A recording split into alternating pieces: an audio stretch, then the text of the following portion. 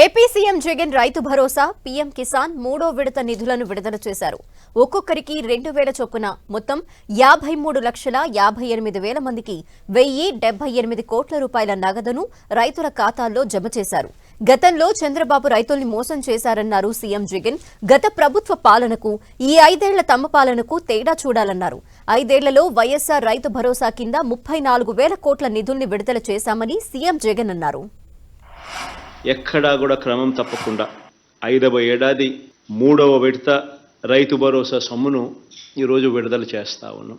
దాదాపుగా 53,58,000 మంది రైతన్నలకు వారి కుటుంబాలకు మంచి చేస్తూ బటన్ నొక్కి ఈ 3వ విడత సందర్భంగా ఈ సంవత్సరం ఈ ఏడాది చేస్తా ఉన్న ఈ రైతు భరోసా సాయం ఒక్కో రైతన్న కుటుంబానికి మరో 2,000 రూపాయలు చొప్పున నేరుగా 1,078 కోట్ల రూపాయలు వారి ఖాతాల్లోకి జమ చేస్తూ ఉన్నాం.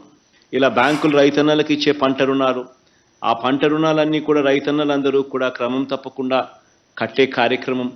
దీనిని ప్రోత్సహిస్తూ రైతన్న వడ్డీ సొమ్ము బ్యాంకులకు కట్టిన వెంటనే మళ్ళీ ఆ రైతన్నకు క్రమం తప్పకుండా ఆ రైతన్నకు మళ్ళీ తిరిగి ఇచ్చే కార్యక్రమం 2021-22కు సంబంధించిన రబీ పంటకు సంబంధించిన రుణాలు కానీ లేదా 2022 ఖరీఫ్ పంటలకు సంబంధించి ఈ రుణాల మీద దాదాపుగా 10,79,000 మంది రైతన్నలకు వాళ్ళు కట్టిన వడ్డీని మళ్ళీ ఆ రైతన్నలకు తిరిగి 0 వడ్డీ రూపేణ మళ్ళీ వాళ్లకు తిరిగి రీయింబర్స్ చేస్తూ తిరిగి ఇస్తూ 216 కోట్ల రూపాయలు నేరుగా బటన్ నొక్కి వారి ఖాతాల్లోకి జమ చేసే మరో మంచి కార్యక్రమం కూడా ఈరోజు జరుగుతూ ఉంది.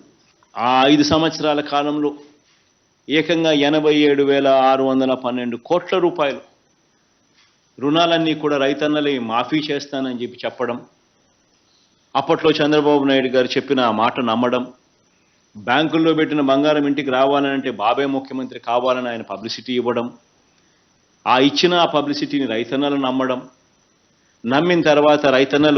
నమ్మిన తర్వాత చంద్రబాబు నాయుడు గారు ప్రభుత్వం వచ్చిన తర్వాత ఎంత దారుణంగా రైతన్నలను మోసం చేశాడు అని గమనించమని చెప్పి అడుగుతా ఉన్నా. ఈ మాదిరిగా రైతన్నలందరికీ కూడా బేషరతుగా మొదటి సంతకంతో 87,612 కోట్ల రూపాయల రుణాలు మాఫీ చేస్తానని చెప్పి చివరికి చంద్రబాబు నాయుడు గారు ఆ 87,612 కోట్ల రూపాయల మీద పడే వడ్డీ చివరికి 0 వడ్డీ అనే పథకాన్ని కూడా ఈయన ఎగరగొట్టేశాడు.